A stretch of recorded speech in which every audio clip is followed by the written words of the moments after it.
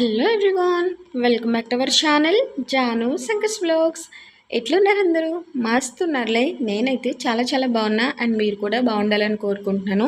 And one more special రెసిపీతో అయితే మీ ముందుకు వచ్చేసాను. అండ్ ఫస్ట్ మన ఛానల్ని చూస్తున్నట్లయితే please subscribe to our channel. And ఈరోజు మన స్పెషల్ రెసిపీ కోకోనట్ రైస్. అదే అండి, కొబ్బరిపల్ల అన్నం.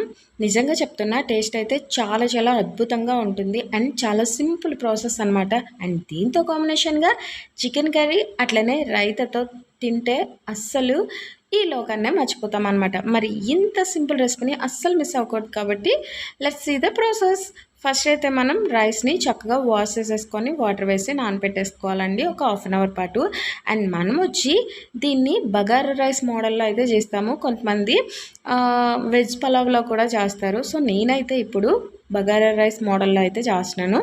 సో ఇంకా ఫస్ట్ అయితే నేను కోకోనట్ని చక్కగా పగలకొట్టేసి లోపలున్న కొబ్బరిని అయితే నీట్గా తీసేసుకుంటున్నానండి. సో చూసారు కదా, నీట్గా పెంక అయితే తీసేసాను. అండ్ ఇప్పుడు మనం పెద్ద పెద్ద పీసెస్నే నార్మల్గా ఈ మిక్సీ జార్లోకి అయితే వేసేసుకొని జస్ట్ కాస్త వాటర్ యాడ్ చేసేసుకొని చక్కగా మిక్సీ పట్టేసుకుంటే మనకి ఇలా పేస్ట్లా అయితే ప్రిపేర్ అయిపోతుందండి. సో ఇప్పుడు ఒక బౌల్ అయితే తీసేసుకొని దానిపైన మంచి క్లాత్ని అయితే వేసేసుకోండి, క్లీన్గా ఉన్న క్లాత్ని. సో ఇప్పుడు ఈ క్లాత్లో మనం ఆల్రెడీ మిక్సీ చేసి పెట్టుకున్న ఈ పేస్ట్ని అయితే వేసేసుకొని నాలుగు వైపులా క్లాత్ని పట్టుకొని మనం ఈ క్లాత్ని స్క్వీజ్ చేయాలండి. సో ఇట్లా పిండేటప్పుడు మనకి కొబ్బరి పాలు అనేవి సపరేట్ అయిపోతాయి అన్నమాట. సో చూస్తున్నారు కదా, పాలు అనేవి ఎంత థిక్గా ఎంత బాగున్నాయో. నిజంగా చెప్తున్నా, టేస్ట్ అయితే చాలా బాగుంది, స్వీట్గా. అండ్ పాలు అయితే చాలా చాలా థిక్గా చిక్కగా ఉన్నాయండి. సో మనకి పాలు అయితే రెడీ అయిపోయినాయి కదా. సో ఇంకా నెక్స్ట్ ప్రాసెస్లోకి అయితే వెళ్ళిపోదాం.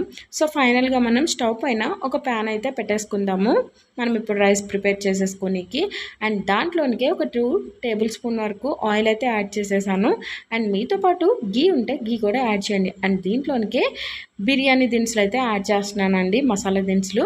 సో దాల్చిన చెక్క, లవంగాలు, యాలకులు, అట్లనే మిరియాలు, ఇంకా బిర్యానీ పువ్వు, బిర్యానీ ఆకు, మీద ఏముంటే అవి యాడ్ చేసేసి కాస్త ఫ్రై అయిన తర్వాత 4 పచ్చిమిర్చిల్ని పొడిగా కట్ చేసి వేసుకోండి. అట్లనే ఒక ఆనియన్ కూడా పొడిగా కట్ చేసి వేసేసుకొని వీటిని చక్కగా ఫ్రై అవ్వనివ్వాలండి. సో ఇవి కాస్త గోల్డెన్ కలర్ వచ్చేంత వరకు ఫ్రై అవ్వనిచ్చి 1 స్పూన్ వరకు మనం దీంట్లో అల్లం వెల్లుల్లి పేస్ట్ అయితే యాడ్ చేయాలండి. సో 1 స్పూన్ వరకు అల్లం వెల్లుల్లి పేస్ట్ అయితే వేసేసుకున్నాను. అండ్ ఈ అల్లం వెల్లుల్లి పేస్ట్ అనేది పచ్చివాసన పోయేంత వరకు నీట్గా ఫ్రై చేసేసుకోవాలండి. సో అప్పుడే మనకి టేస్ట్ అనేది చాలా చాలా బాగుంటుంది. అసలే కొబ్బరి పాల రైస్ కాబట్టి మనకి ఇది చక్కగా ఫ్రై అవ్వాలి, లేదంటే పచ్చివాసన వచ్చేస్తుంది. సో దీంట్లోనికి కొన్ని క్యాజూస్ని అయితే వేసేసుకున్నాను, జీడిపప్పుల్ని. దాంతోపాటుగా కొద్దిగా పుదీనా ఆకులు, అట్లనే కాస్త కొత్తిమీరని కూడా వేసేసుకొని ఇవన్నీ మంచిగా ఫ్రై అయ్యేంత వరకు చక్కగా కలిపేసుకోవాలండి. సో ఈ క్యాజూస్ అనేవి కాస్త కలర్ చేంజ్ అయ్యేంత వరకు ఈ ఇంగ్రీడియంట్స్ అన్నింటినీ చక్కగా ఫ్రై చేసేసుకుందాము.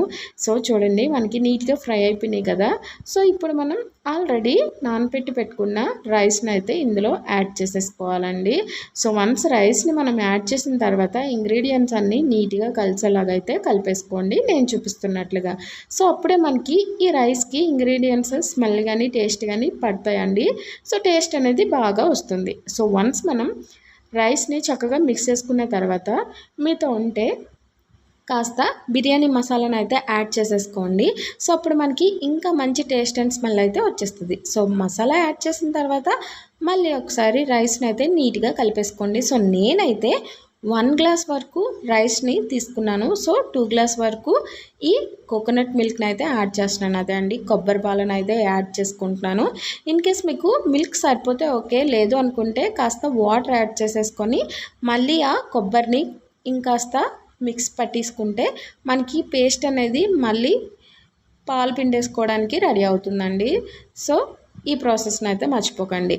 వన్స్ మనం మిల్క్ని అయితే యాడ్ చేసుకున్న తర్వాత టేస్ట్కి సరిపడా సాల్ట్ అయితే యాడ్ చేసేసుకొని వీటన్నింటినీ చక్కగా ఒకసారి కలిపేసుకొని మూత పెట్టేసుకొని జస్ట్ 5 to 7 మినిట్స్ పాటు వెయిట్ చేస్తే సరిపోతుందండి. మనకి రైస్ అనేది చక్కగా కుక్ అయిపోతుంది. సో చూడండి, 8 మినిట్స్ తర్వాత మనకి రైస్ అనేది చక్కగా రెడీ అయిపోయిందండి. అండ్ నీట్‌గా తీస్తున్నా మీరే చూడండి. నిజంగా చెప్తున్నా ఈ అరోమా అయితే ఉంది కదా! స్మెల్ అయితే సూపర్ ఉందనమాట. అండ్ టేస్ట్ విషయానికొస్తే అస్సలు తగ్గేదేలే అన్నట్లుంది. కాస్త స్వీట్‌నెస్ వచ్చి రైస్ అయితే సూపర్ ఉంది. ఫస్ట్ టైం తింటున్నాడు నా హస్బెండ్.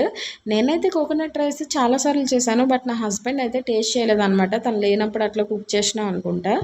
సో ఈసారి మాత్రం ఆయన టేస్ట్ చేసి చాలా చాలా బాగుంది. ఏం బిర్యానీ ఇదే అన్నారు. బట్ అది బిర్యానీ కాదు, కొబ్బరి రైస్ అని చెప్పిన. నిజంగా చెప్తున్నా తనకైతే ఫేవరెట్ అయిపోయింది. అండ్ మీరు కూడా ఈ టేస్టీ అండ్ సింపుల్ రెసిపీని ఒక్కసారి ట్రై చేసేసి టేస్ట్ అనేది ఎట్లా వచ్చిందో కామెంట్ సెక్షన్లో కామెంట్ చేసేసేయండి. అంతే అండి, ఈ రెసిపీ అయితే కంప్లీట్ అయిపోయింది. చక్కగా సర్వ్ చేసేసుకొని టేస్ట్ చేసేసేయండి. Thank you for watching and please to like, share and subscribe.